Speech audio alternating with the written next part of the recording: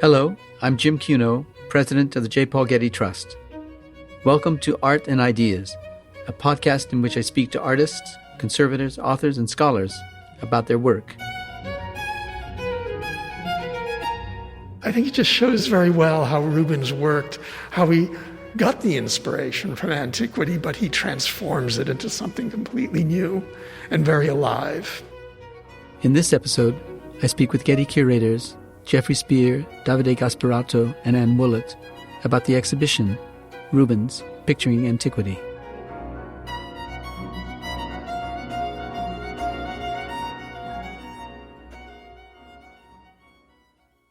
The 17th century Flemish painter Peter Paul Rubens was a classically trained humanist and scholar. Rubens worked in almost every medium and on many subjects, none more so than those of classical antiquity. Surprisingly, the Getty is the first museum ever to present an exhibition exploring the artist's interest in antiquity, including drawings and paintings by Rubens, alongside some of the ancient sculptures and gems that inspired them.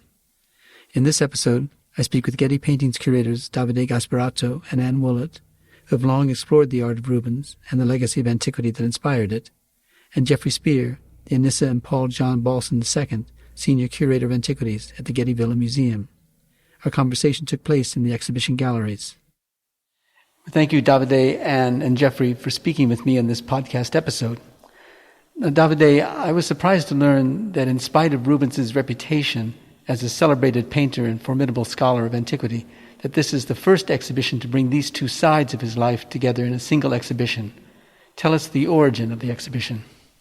Yes, you are absolutely right. Rubens and antiquity is a central topic for the study of Peter Paul Rubens. And I think this, in some way, is the first exhibition which focuses on, I would say, three aspects of his personality: Rubens as an artist, Rubens as a scholar, and also Rubens as a collector of antiquities. And the exhibition was born because, I think, of our holdings. We have important paintings by Rubens in our collection. We know that Mr. Getty was very passionate about Rubens, and also the exhibition was born out of the desire of linking in some way our collection of paintings with the collection of antiquities, so linking the two sites in some way of our museum, the Getty Center and the Getty Villa, and working collaboratively between colleagues. In this particular case, with Anne, who is a specialist in the art of Rubens, and then with Jeffrey and myself, who share a strong interest in the survival of the classical past, of the classical tradition, in the long influence that the classical tradition played in European culture. Now, Anne, Rubens is often described as an erudite painter. Tell us about his early training and how he came to know so much about antique sources. Rubens was fortunate to have received a classical education as a young man. In Antwerp, he went to a well-known Latin school where he learned Latin and Greek and read some of those early sources, important essential literature, became acquainted with myths and some of the great philosophers at a young age. He was also the younger brother to Philip Rubens, who was a great scholar. It must have been a great exemplar to him. And so Rubens was in a context in which the art and the exemplars and the inspirations of the classical past were discussed. And he was also shaped, I think, profoundly by his time in the studio of Otto van Veen, who had a Latinized name, Otto Vanius, a painter and writer, very prominent figure in Antwerp, who had been to Rome. He was interested in Renaissance art and also the art of antiquity. And although we don't have a lot of specific information about what that studio was like, it seems that Rubens was likely to have engaged with small-scale sculptures and other elements brought back from Rome, or that transmitted some of the forms and ideas of the early sculptures to him while he was still training in Antwerp. Now, as an example, we're standing in front of a sculpture of the New Caledonian boar hunt. Tell us about its importance in Rubens's work and how it came to his attention. Yes, this is a magnificent relief from a sarcophagus. It's really thrilling to see it here. It's very large. It shows 2 episodes from the story of the hunt for the Caledonian boar. The main scene shows the hunter Meleager on the left plunging a long spear into the cornered Caledonian boar, a very vicious animal that had been sent to sort of terrorize everyone by the goddess Diana. The huntress Atalanta has a bow in her hand and is assisting him, and there are hunting dogs also helping to bring the boar down. And then on the right, Atalanta is standing with the trophy from the hunt, which is the head of the boar. This wonderful scene was in the collection of Giulio Porcari, an antiquarian and collector in Rome, and it's thought that it was fixed on the exterior of his home, and so Rubens could have seen it there on the facade. It's also quite possible that Rubens, in some capacity, while he's studying antiquities in Rome, perhaps with the assistance of his brother who had contacts, may have visited Porcari and had a chance to study it closely. What kind of access did one have? Did one knock on a door and say, "I'd like to see your sculpture," or how did that work? Well, throughout the Renaissance in the 16th century, as antiquities were discovered, they were collected by aristocratic collectors and members of the sort of cardinal court and others, and they were formed into sort of sculpture gardens, if you will. So there were famous examples where I think you would make an appointment, you would know the owner. Those collectors wanted to show these precious pieces and to make them available to important individuals, so much as we might do today. It's a bit like a museum in a sense, except it's their private collections. And Rubens was facilitated in this by his contacts in Rome, and he was already a gifted artist, and I think that this also assisted him with entree to these collections. Yeah. Now it's on the wall next to a painting by Rubens of the same subject. Tell us about this painting and about how the subject might have come to Rubens' attention. Yes, this is a dramatic painting showing the central moment, the apex of the hunt for the Caledonian boar. The boar has turned, it's facing the hunter Meleager, who is forcing his spear into its shoulder, and behind Meleager is Atalanta, who has loosed her arrows, which are lodged in the forehead of the boar, and 2 horsemen, the twins, the Dioscuri, are coming around on the right, very dramatic fashion. It's loosely painted in many ways. It's an oil sketch is how we would describe this, but there are also areas of great smoothness and finish, and it makes for a very exciting painting to look at. It is Rubens' first hunt scene, which he paints when he returns from Italy. He spends about 8 years there, and in this painting he seems to encapsulate his exposure to not only important antique sources, but also his knowledge of Renaissance precursors like Leonardo. And it's painted to resemble a relief, so it's interesting to see it with the sarcophagus next to it. They emulate each other, except that Rubens really brings a great deal of movement and color and drama to the telling of the story. And with this painting, Rubens begins to introduce to his patrons this idea of the mythological subject, things that will become very large compositions, different aspects of the classical past that become the subjects for paintings. Is there a drawing for this painting, and is there a subsequent painting to this oil sketch? Actually, the answer to both questions is no. Rubens seems to have composed directly on this panel, which was his practice, and the size of the panel is a standard sort of size that he used for oil sketches. It seems to have remained in his studio and probably was a source of inspiration for his students and for some of his collaborators like Franz Schneiders. As of today, we don't know of a finished painting after this composition, but I remain hopeful that we will find one. So now we're in the first gallery of the exhibition, which begins with a self-portrait by Rubens of himself and his brother, I assume it's his brother, and friends not identified. And tell us more. The exhibition begins with the earliest self-portrait we have from Rubens, which shows him in the company of several other men. He is in the foreground and looking out at us, and behind him directly is his brother Philip, who we see in profile. And the painting was made in Mantua, we think, in 1602. There is a view of the famous bridge in the center of the composition and across to the other side of the river. There's much discussion about who accompanies Rubens and his brother Philip here. The group of 3 individuals on the left remain, I think, without identification, or at least one that is conclusive. But there are likely to be other Flemish artists potentially who are in Italy with Philip and Peter Paul Rubens. And part of their circle of friends, the circle of perhaps proto-antiquarians or neo-Stoics. And the last aspect is important because the figure on the right, seen in profile, is Justus Lipsius, the neo-Stoic philosopher with whom Philip Rubens studied deeply and who was a beloved protege.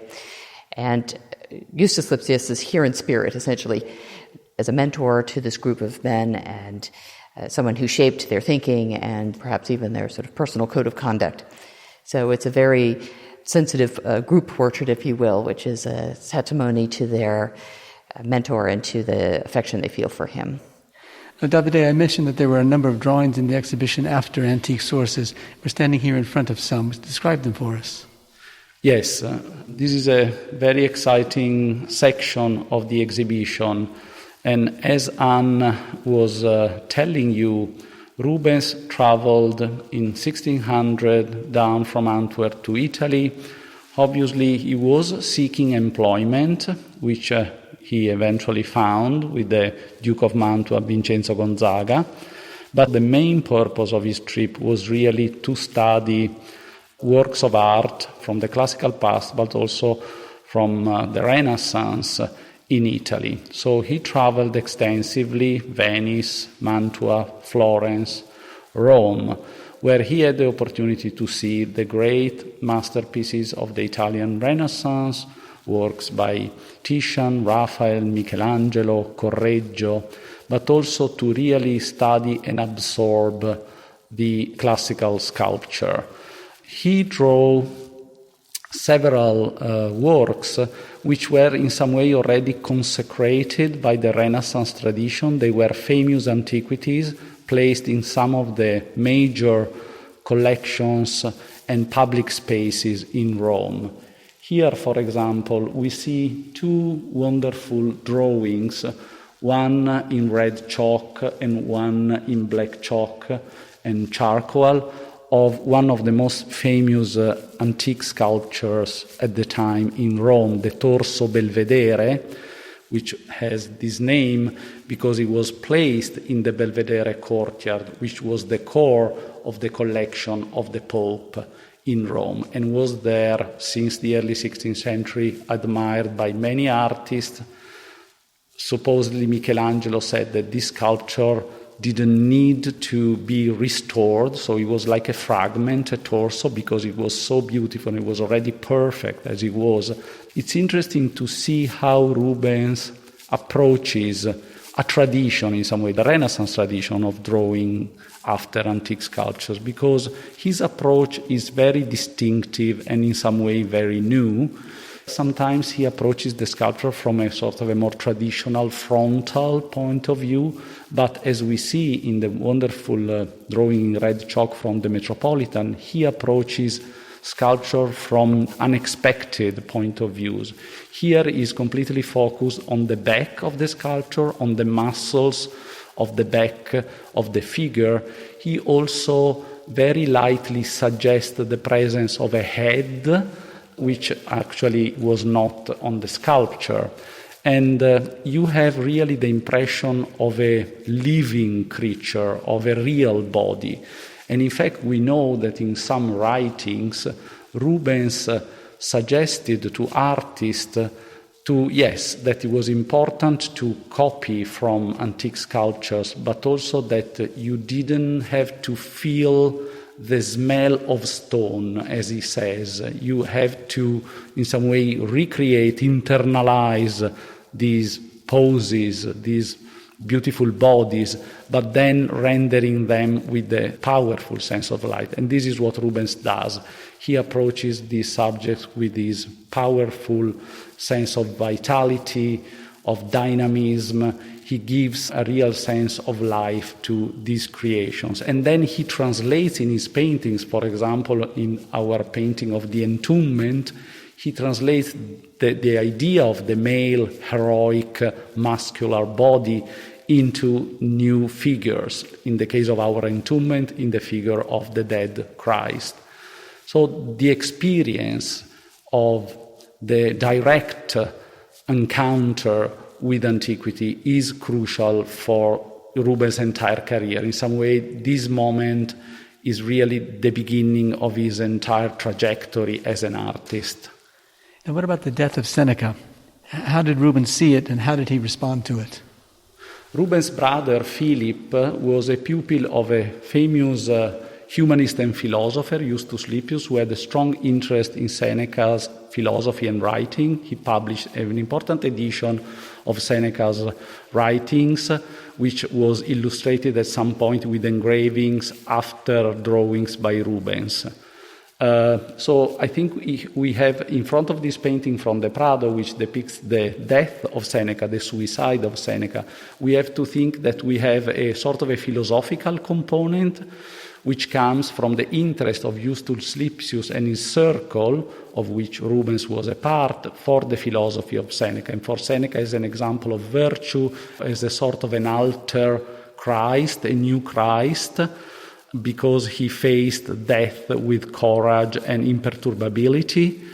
But at the same time, Rubens, to depict this composition, he employed some antiquities that he knew. In particular, the head of the philosopher is inspired by an antique bust that Rubens bought in Rome, a bust that at the time was believed to be a portrait of Seneca.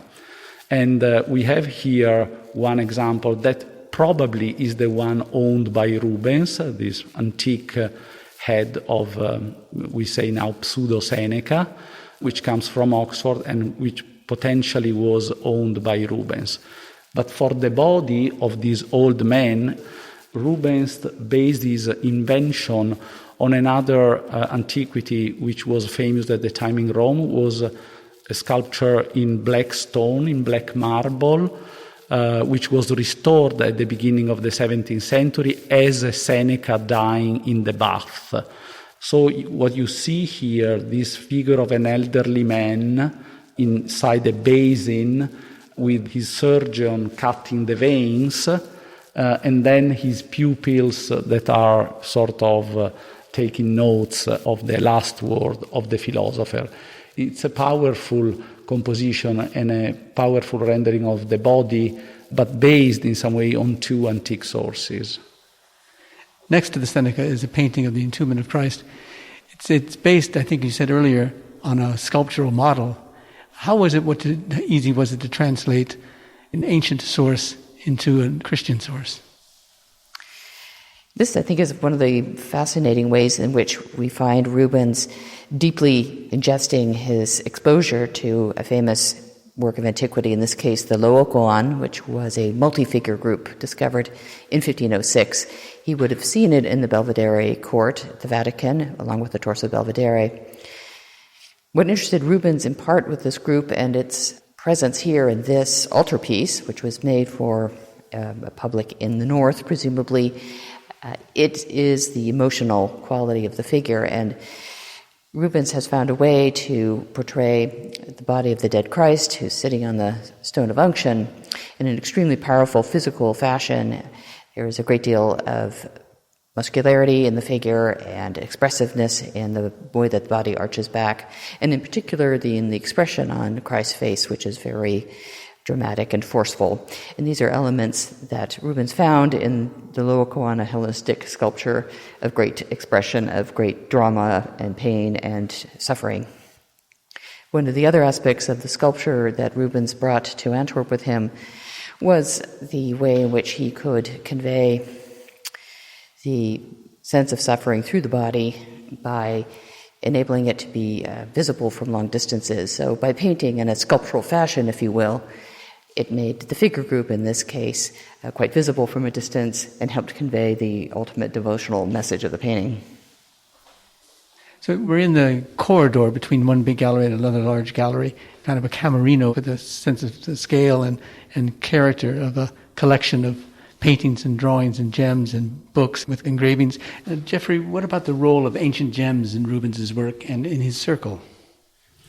Well, both coins and gems were really some of the most important objects that inspired scholars and artists of the Renaissance. They were widely collected. Rubens would have known at least coins and probably gems also in his youth, even before he went to Italy. There were large collections in the lowlands. There were books on coins especially, which allowed people to identify all those portraits in marble, which had no inscriptions, but the coins had inscriptions. That's how we know what the emperors looked like, and quite a rich range of mythology on them as well. Gems weren't as well published, gems and cameos, but they did survive in large quantities. Each one was unique, but they provided a very interesting range of mythological types and portraits, often imperial ones, portraits of emperors and empresses. When Rubens was in Italy, he acquired many himself and was able to see some of the most important collections. But a big event that happened to him, and this is part of his, again, going back to his circle of intellectual acquaintances throughout Europe, he was contacted by someone named Nicolas Claude Fabry de Peresque, who lived in Aix in Provence and was a noted collector and antiquary with a wide and very large circle of acquaintances he corresponded with. And he had just discovered an enormous cameo in the treasury of Sainte-Chapelle in Paris, in the church treasury, which had been there through the Middle Ages. But he was able to identify it as the Roman imperial family because of his knowledge of coins. And he wrote to Peresque. And the two men decided to do a book about gems. And for many years they corresponded and sent each other drawings and engravings that Rubens had made and prepared. Unfortunately, the book never appeared. It was never finished, but we are able to reconstruct bits of it. There are some engravings that do survive and some of Rubens' drawings, which we show here. Peresque is the other sort of hero of this story. He and Rubens really enjoyed their shared interest in antiquity and would correspond often. We have many of their letters, and these are fascinating to see, to give insight into their thoughts and interests. We also have in this corridor portraits of Roman emperors, ultimately derived again from coins and gems, but used for a different purpose. Anne can tell you more about that.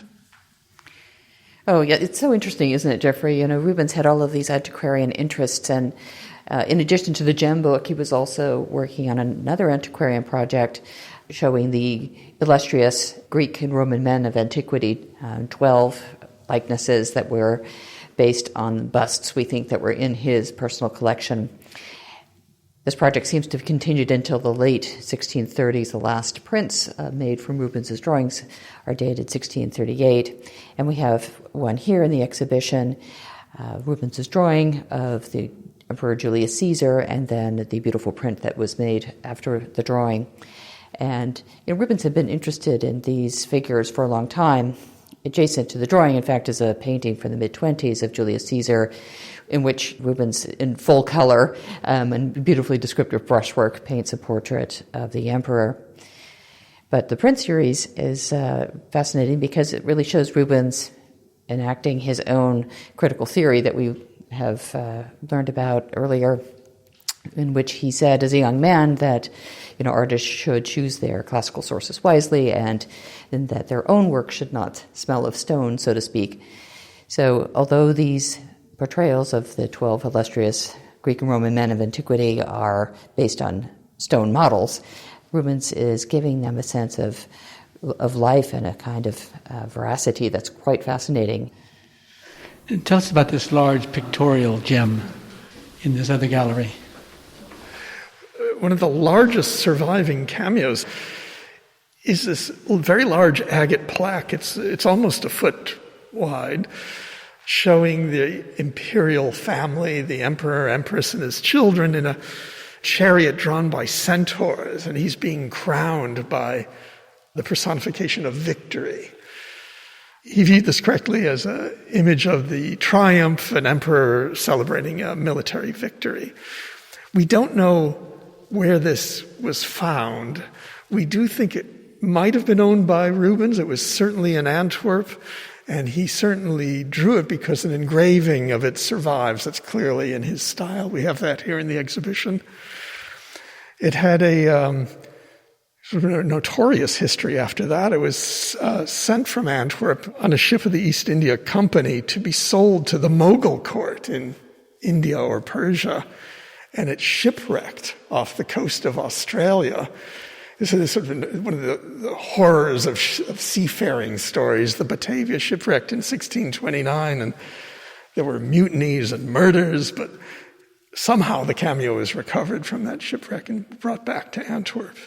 What about the frame in which the cameo is seen? It has a very ornate gilt frame studded with precious gems. We're not sure of the date. We know it was on there by the early 18th century. There's a drawing of it. We don't know whether it was part of the Rubens time drawings. It may have been made for the shipment to be sent to the Mughals. What about this large painting of a pictorial gem? It's strange in its size and scale, and it's strange that you'd have a painting of a gem. This is a much enlarged painting of a cameo that's about 4 feet tall.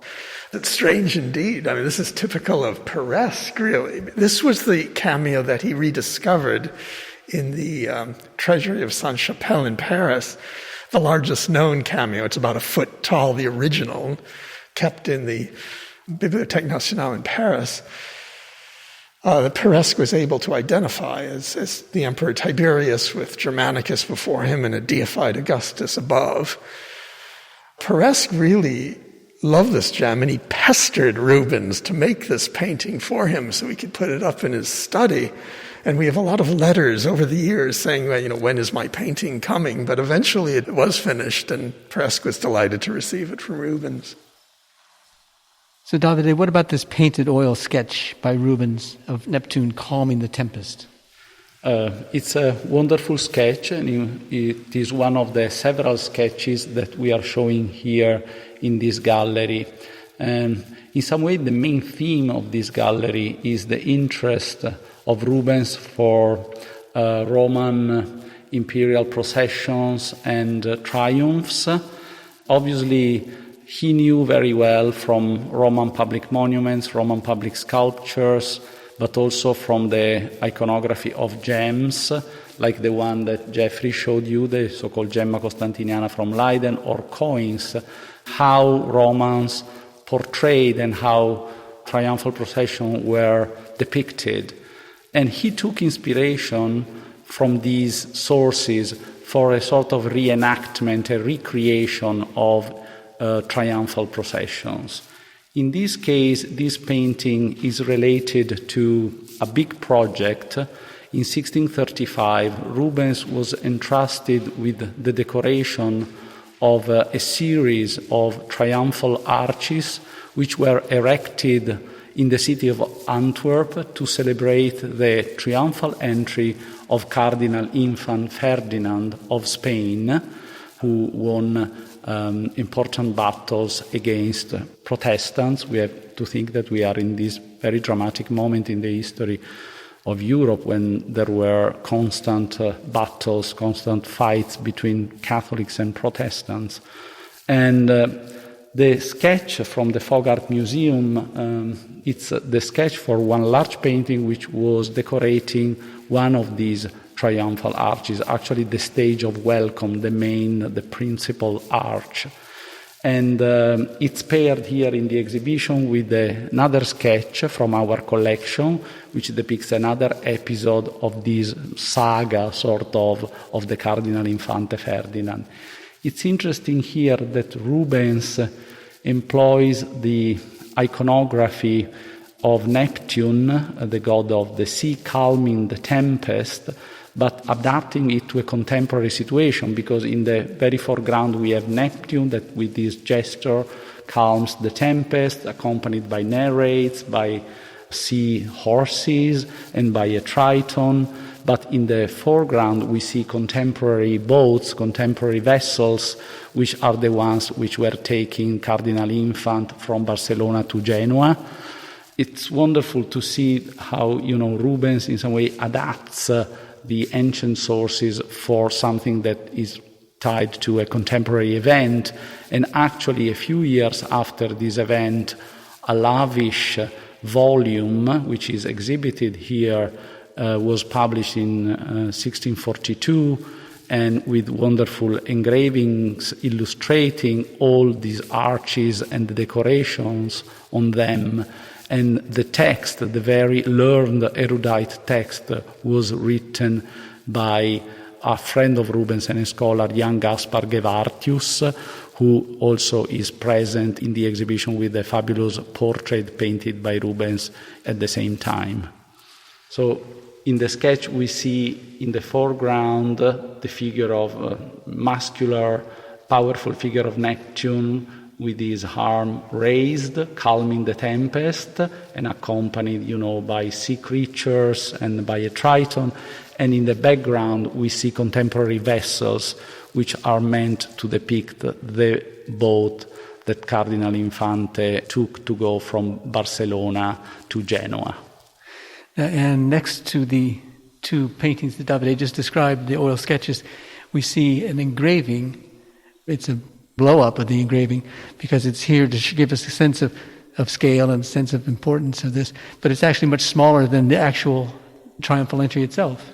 Tell us more about the triumphal entry itself, how it functioned, but also what happened to those great big paintings. Yes, we've taken a wall of the exhibition and used it to present an enlarged print from the commemorative volume for the 1635 entry, the Pompa Introitus Ferdinandi. And this beautiful folio is in the middle of the gallery where we're standing. The engravings are by the very talented Antwerp artist Theodor van Tulden. It's a fascinating event, and it was, I think, one of the periods in which hardworking Rubens worked harder than ever. The city had decided to honor the Cardinal Infante Ferdinand at rather short notice, and because Antwerp had a long history of very splendid triumphal entries honoring sovereigns, they wanted to really show the Cardinal Infante Ferdinand that the city maintained this elite cultural ability. And so Rubens collaborated with the city secretary, Jan Gaspar Gevaerts, known as Gevaertius, and also the former mayor and antiquarian Nicola Rocox, to come up with a program for the entry. And so this fantastic graphic expands from the book to a much greater scale. The image showing the stage of welcome, which was the first element on the main part of the entry that the Cardinal Infante Ferdinand would have experienced.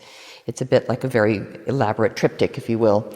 And it was located at a corner in the route, so as he turned, he would have passed by this three-part structure, which has large decorative elements at the top. This particular structure was about 22 meters tall, so you can imagine it was quite something, made of wood and plaster. It had real fruit and flowers. It's covered with banners. There were probably musicians nearby.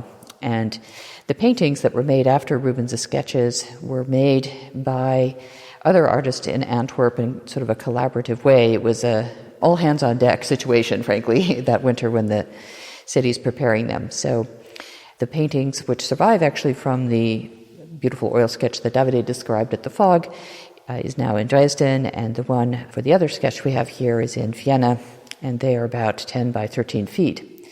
And they were seen on this structure for 6 weeks, so beyond the day that the Cardinal Infante Ferdinand visited.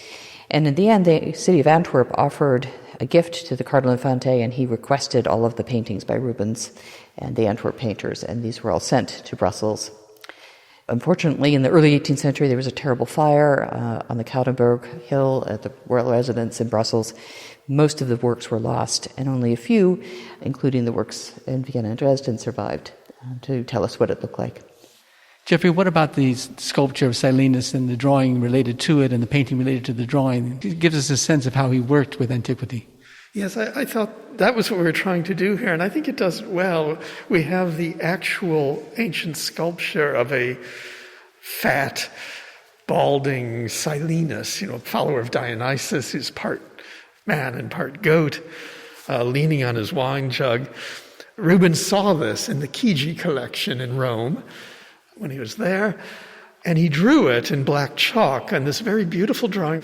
it's fairly accurate, but he's already adding elements to it and thinking about what he can do with this image. And then we see a great painting from the National Gallery in London where he appears again, but the Silenus now is certainly not stone. He's quite rotund and fleshy and very drunk looking, being held up by satyrs who are accompanying him. And I think it just shows very well how Rubens worked, how he got the inspiration from antiquity, but he transforms it into something completely new and very alive. This wonderful painting is just boisterous and jolly. It's the kind of imagery that Rubens really makes famous, becomes very associated with him. And there was great interest, I think, in this kind of Bacchic subject in the Low Countries in southern Netherlands.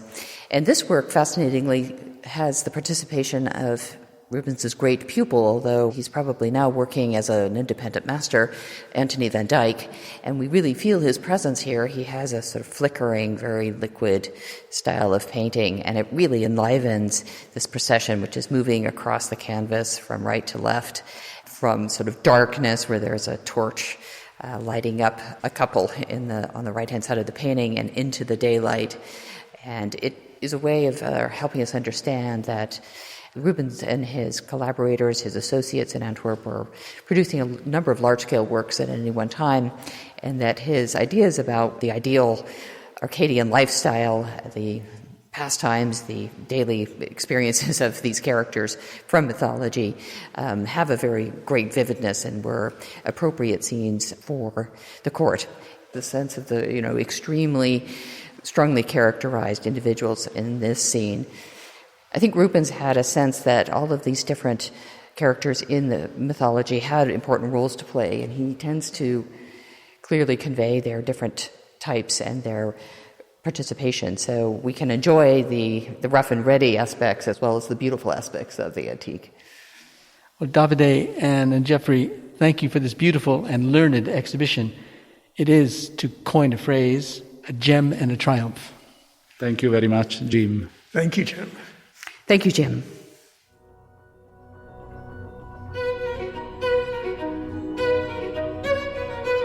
This episode was produced by Zoe Goldman and Karen Fritchie, with audio production by Gideon Brower and mixing by Mike Dodge Weitzkopf.